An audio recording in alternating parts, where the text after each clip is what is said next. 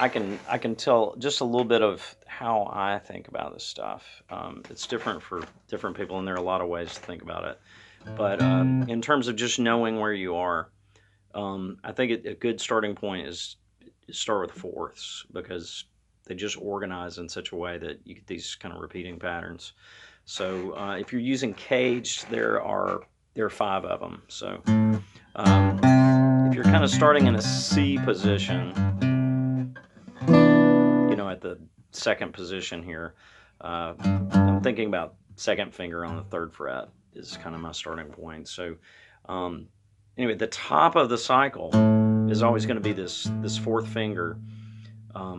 That's kind of the uppermost cycle of fourths pattern you can play. So that if you're playing typical cage type thing, so.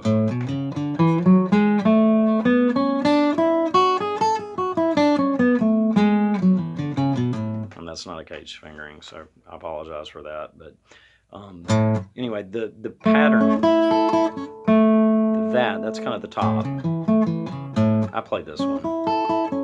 It's just the upper octave. But there's A, that's the one I just played. Then there's D. Then there's G,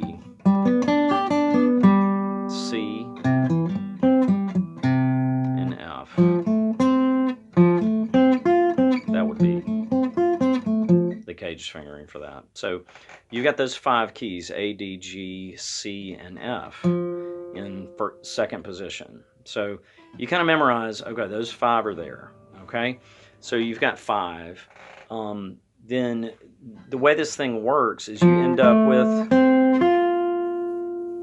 there. If you leave it at the top of that arpeggio, you're actually in position. But anyway, one fret down, now I'm in third position. I've got B flat, E flat, A flat, D flat, G flat, and then you're on to a new position, either up or you could take it down, just so that you're not getting so far away from C. So you got, what was it, B, E, then you go back and you're back to A, okay? Now that's the order. ADG is the order of kind of the fingering cycle rather than the notes. We know we start on C, but I would memorize the five, if you're using caged, that are in the single position, and then memorize the five that are in this, and do them in the order of the cycle if you like, because it's very logical. You end up, this one ends up just kind of going right into B flat, and then you got B flat, E flat, A flat, D flat, G flat, and then you're back to B. And if you do B here, you end up, a fret above. So everything's within, 5 or 6 frets of each other. And it's just, you're learning just an arbitrary place to play B from C. But, up a fret's very logical rather than down 2. So you just pick one. And the thing is, you could cycle backwards. Like you could decide that you're going to play G flat there.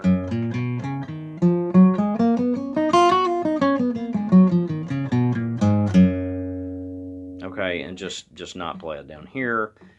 It's just, that's kind of arbitrary. It doesn't really matter. You pick one that kind of works. If you prefer that one, it might make more sense to do it that way, especially when you start doing the up and down thing. This one might flow better, but you're just kind of arbitrarily memorizing, where the notes are.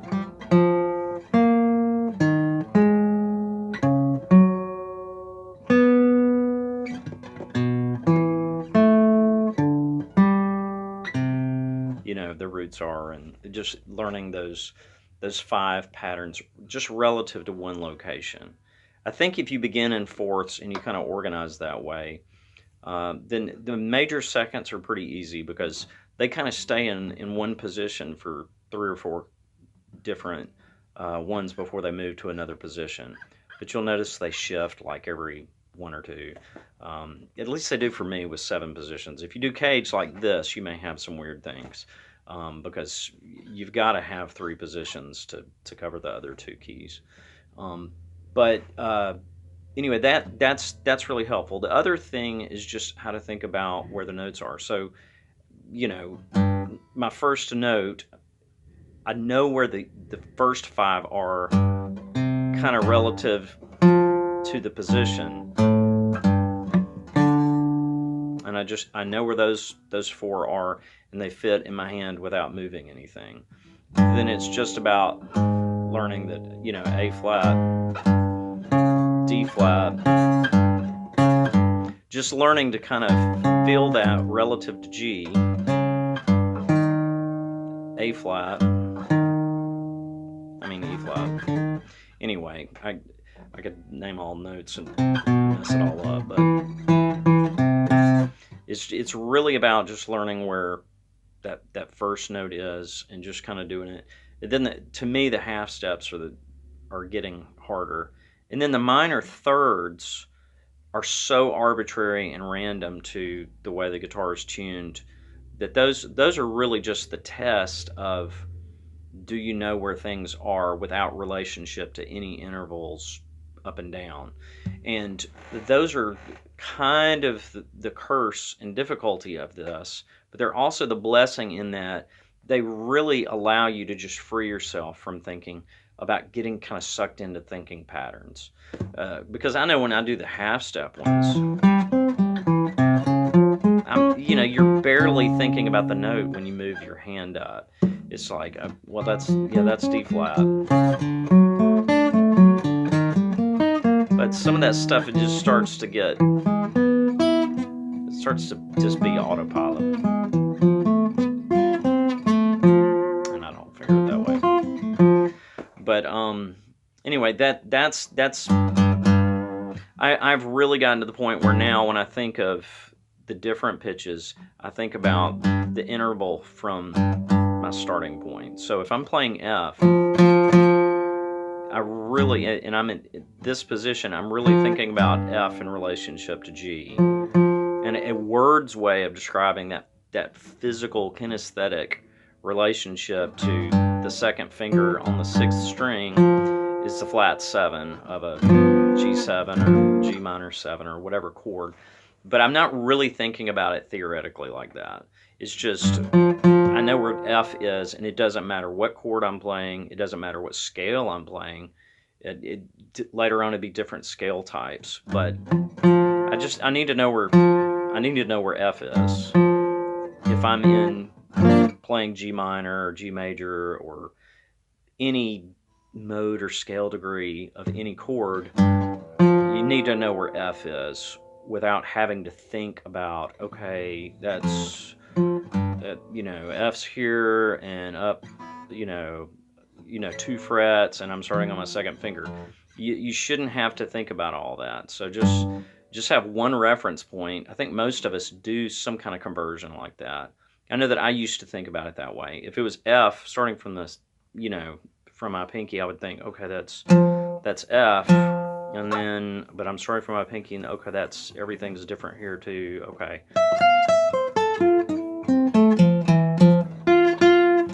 And so I'm kind of mentally thinking, okay, now the root's on my first finger and stuff like that. And I really don't think about things that way anymore. Now, if I'm there, I'm thinking relative to this E flat, which is the position. And it doesn't matter if it's a major 7 or... The positional reference for me is where the second finger would be.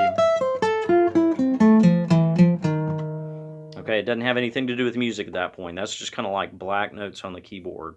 It's just, where am I? I'm here. I know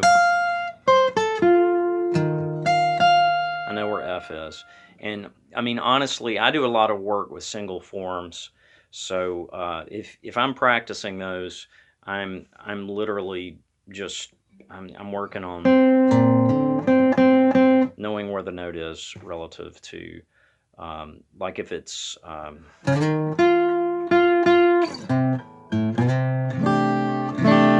start with C.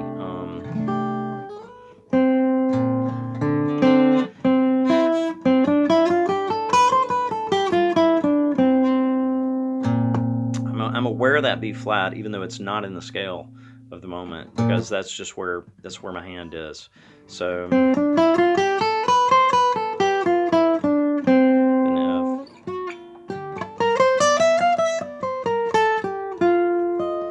So I'm thinking about the E flat as a positional reference. Even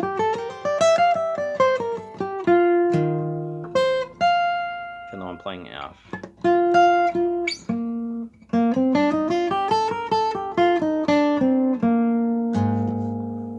So I know that's weird, and it seems weird, but it's really not weirder than doing this mentally, thinking, okay, that's B flat, but from the fourth finger, and it just, these always feel funnier if you, they just take more time to learn. I guess if you do it I guess you just practice them forever, until you don't have to think about them.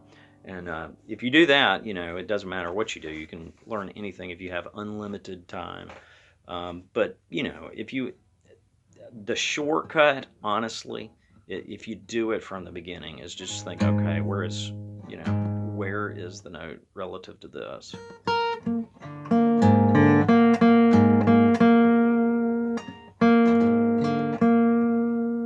And just kind of learn to do it that way. It's really...